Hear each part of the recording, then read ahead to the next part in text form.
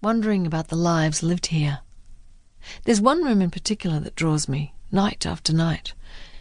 It's there I stand the longest. I know I should be thinking about practical things, but my thoughts are too scattered to even try. In the early hours, the wind comes up. It slips under the front doors, rattles around every window frame, and whistles up through the attic, and I return to my bed.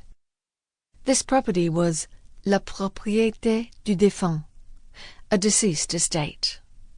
I think about the old lady who lived here, Madame Levant, who stipulated in her will that it be sold to a young couple. It wasn't until we took possession that the notaire revealed this clause. We're in our mid-30s, not that old, but not that young either. It seems we unwittingly slipped through a loophole. I believe that Madame Levant wanted a young couple who would fill these rooms with the sounds of children. That will not be us. That can never be us. Over the last few days, the house explored in the dreaming hours has become more familiar to me. I feel a growing affection for the odd creaks and sighs and shifting shadows.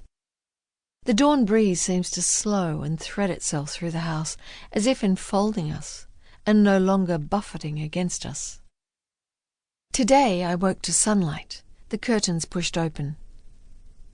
I have slept through the midnight hours and woken in time to see the pattern of morning sun as it falls on the Turkish rug beside the bed. After days of darkness and shadow, the colours seem bright as precious stones, sapphire, ruby, emerald and topaz, and the sky outside a wash of translucent blue. It's time to join the land of the living. Or, at the very least, my husband. Chapter 2. Susannah Harrington stands in front of her full-length mirror and inspects herself from all angles. She's chosen a dark blue sundress that complements her eyes and highlights the last traces of blonde in her hair, disguising the undergrowth of grey stealthily taking charge. Long and thick, it's still her best feature, and a welcome distraction from the fretwork of lines encroaching on a face once considered by many to be beautiful. Although thickened with age and lacking its former pertness, everything seems to need shoring up these days, this dress flatters her figure. She pulls on a cream cardigan, takes it off, drapes it over her shoulders, tilts her head left and right, adds a smile, and is satisfied it achieves the casual élan she desires. Lulu and Shushu sit at her feet and gaze adoringly at her reflection in the mirror. "Does Mummy look pretty?" she asks, kneeling to bestow a kiss on each of the pug's soft little heads. "Not as pretty as you, my little poppets." Susannah has been planning to visit the new arrivals as soon as courtesy allowed. Just over a week has elapsed, which seems about right.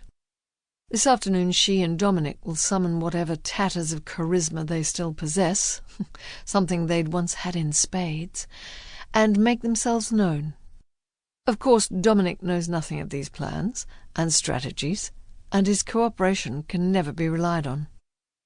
In the interim, she has discovered that the new neighbours are an Australian couple with the endearing name of Tinker. Mia and Ben Tinker. Young enough to be the Harringtons' offspring, but Susannah hasn't wasted a moment worrying whether they will find anything in common with a couple so much younger. She will make it work. One simply needs to take a real interest in people, since almost no one does these days. She hasn't actually spied the Tinkers themselves, but passing on her way to the village, she has noticed the property is a hive of industry. The pair of evil-eyed billy goats that guarded the place have disappeared. Their droppings, which had long encrusted the front steps, have been scrubbed away. A van from a furniture store in Albi was sighted earlier in the week, delivering appliances and mattresses. A telephone technician from Orange had been there practically every day. Quite an accomplishment in itself, given the procurement of any kind of trade or service is at best